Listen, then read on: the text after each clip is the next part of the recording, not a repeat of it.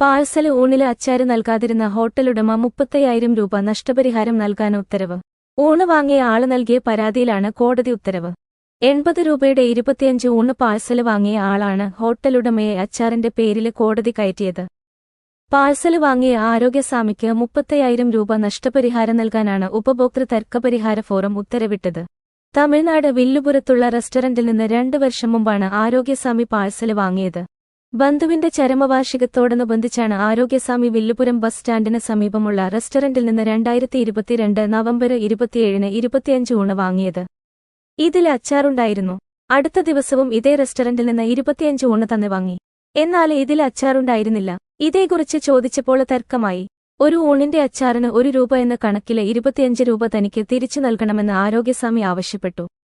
എന്നാൽ ഹോട്ടല് ഉടമ ഈ ആവശ്യം നിരസിച്ചതോടെ ആരോഗ്യസ്വാമി വില്ലുപുരം ജില്ലാ ഉപഭോക്തൃ തർക്കപരിഹാര ഫോറത്തെ സമീപിക്കുകയായിരുന്നു. ആരോഗ്യസ്വാമി നേരിട്ട മാനസിക ബുദ്ധിമുട്ട് പരിഗണിച്ച് 30,000 രൂപയും നിയമച്ചെലവിനായി 5,000 രൂപയും അച്ചാറിന്റെ വിലയായി 25 രൂപയും നൽകാനാണ് ഉത്തരവില് പറയുന്നത്. 45 ദിവസങ്ങൾക്കുള്ളില് പണം നൽകണമെന്നും വീഴ്ച വരുത്തിയാല് മാസം 9% പലിശ നൽകേണ്ടി വരുമെന്നും ഉത്തരവില് പറയുന്നു.